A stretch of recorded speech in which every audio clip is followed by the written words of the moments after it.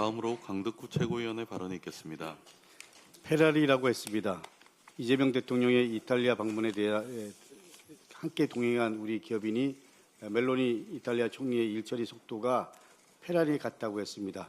그런데 페라리를 움직이게 한 것은 이재명 대통령의 외교였습니다.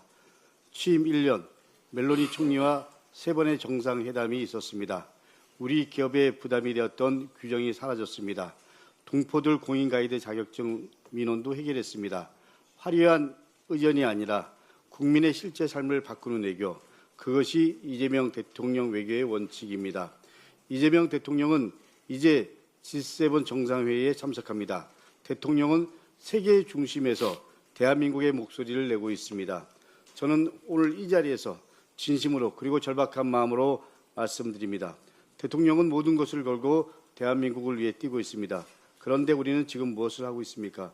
저는 대표님을 포함해서 우리 지도부 모두에게 묻습니다. 대통령이 달리는 동안 우리는 혹여 브레이크를 밟고 있지는 않았습니까? 어제 한 말이 다르고 오늘 하는 말이 다릅니다. 하나가 대조하면서 분열의 목소리를 냅니다. 앞에서 패러리 말씀을 드렸습니다만 엔진이 2개인 자동차는 세상에 존재하지 않습니다. 지금 민주당에 필요한 것은 하나의 엔진입니다. 세계 무대에서 그리고 우리 국민의 삶을 위해 혼신을 다하는 대통령의 마음을 진심으로 이해하고 당이 하나가 돼서 제대로 뒷받침해야 합니다. 선거평가 문제에 대해서도 한 말씀 드립니다. 지방선거가 끝난 뒤 우리 당은 선거평가위원회를 구성해서 백서를 발간하겠다고 입장을 밝혔습니다. 선거를 평가하고 그리고 기록으로 남기는 일은 당연히 필요합니다.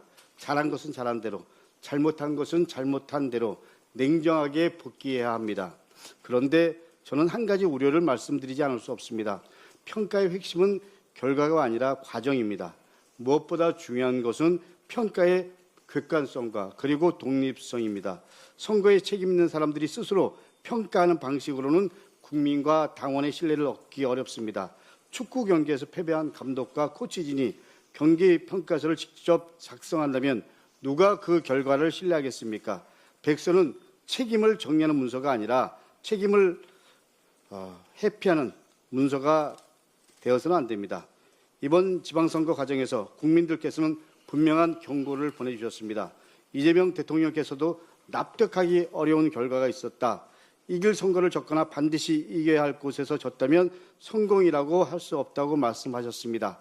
우리가 해야 할 일은 결과를 미화하는 것이 아닙니다. 왜 그런 민심이 나타났는지 냉정하게 객관적으로 확인하는 것입니다. 평가위원회는 당 지도부와 선거 책임자들의 자기평가가 아닙니다. 외부 전문가와 현장 후보자, 당원과 국민의 목소리가 중심이 되는 구조여야 합니다. 국민은 칭찬을 요구하지 않습니다. 국민은 솔직한 반성과 정확한 진단을 요구합니다. 민주당이 정말 강한 정당이 되려면 그리고 국민에게 사랑받는 정당이 되려면 자신에게 가장 엄격해야 합니다. 저는 이번 선거평가 백서가 면피형 보고서가 아니라 민주당이 다시 국민 속으로 들어가기 위한 성찰의 기록이 되기를 바랍니다. 그것이 국민과 당원에 대한 최소한의 책임이라고 생각합니다.